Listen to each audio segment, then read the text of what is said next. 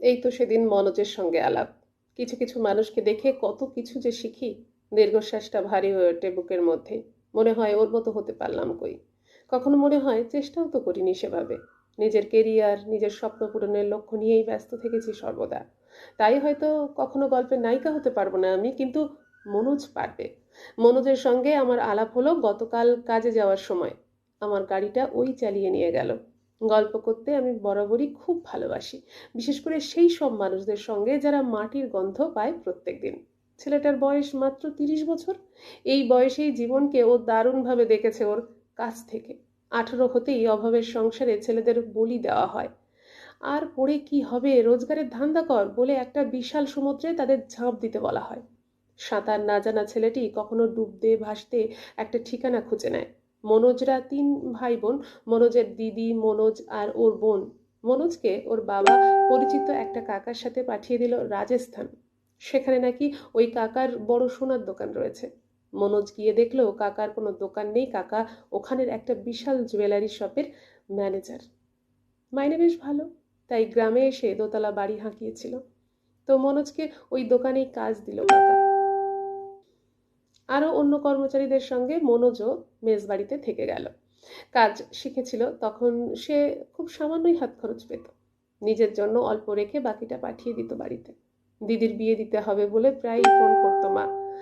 বছর দুয়েক কাজ শেখার পর মনোজ বেশ নাম করে ফেলেছিল। মালিকের সুনজরে এসেছিল। কথাতেই বলে, আত্মীয় ততক্ষণ পর্যন্ত আপনার আত্মীয় যতক্ষণ আপনি তার নিচুতে থাকবেন। এরপরে উঠে গেলেই পরম আত্মীয়ের হিংসুটে রূপটা প্রকটভাবে উন্মোচিত হয়ে যায়। মনোজের কাকাও তখন বিরক্ত, কারণ মালিক নিজে মনোজের প্রশংসা করেছে। আচমকাই কাকার ব্যবহার বদলে যেতে থাকলো।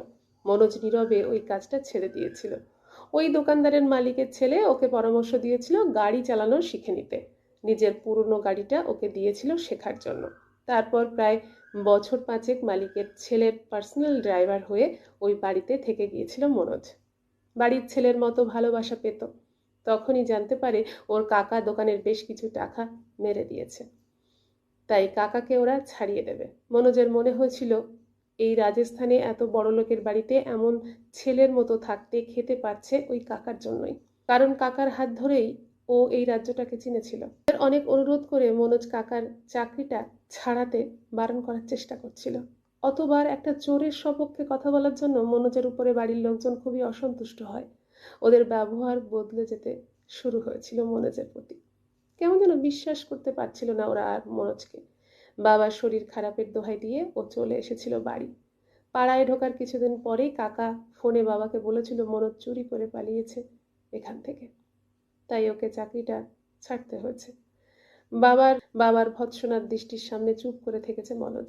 তারপর এক কার এজেন্সির চাকরিটা পায়। বেশিরভাগ দিনই ওকে বাইরে যেতে হয় গাড়ি নিয়ে। যারা দূরে ট্রাভেল করে তারা নিজে ড্রাইভ করার রিস্ক নেয় না। তাই মনোজ ডাক পায় রেগুলারই। দিদি আর বোনের বিয়ে দিয়েছে, বাড়ি ঘর বানিয়েছে, নিজে একটা গাড়ি কেনার স্বপ্নে টাকা জমাচ্ছে। আমি ওর গোটা গল্প শুনে একটাই প্রশ্ন করেছিলাম, কাকার সত্যিটা কোনোদিনই পাড়ায় কাউকে বলেনি কেন? মনোজ বলল, ম্যাডাম, কাকা নিজের দোকান আছে বলে পাড়ায় লোকজনের কাছে বেশ গর্ব করত। ওটা তো নষ্ট হয়ে যেত তাহলে। কাকা ওই দোকানে কাজে ঢুকিয়েছিল বলেই না বাইরের জগৎটা আমি চিনেছি। উপকারীর ক্ষতি করব? এটা অন্যায়। আমি বললাম, কিন্তু কাকা যে তোমার ক্ষতি করে দিল। মনোজ বলল, তাহলে আর আমি আর কাকা আলাদা হলাম কোথায়? খুচরো ছিল না বলে মাত্র 10টা টাকা বেশি দিয়েছিলাম মনোজকে। খুঁজে খুঁজে খুচরোটা দিয়ে বলল, একবার চোর শোনার পর থেকে কারো কাছ থেকে 5 পয়সা বেশি নিই না ম্যাডাম।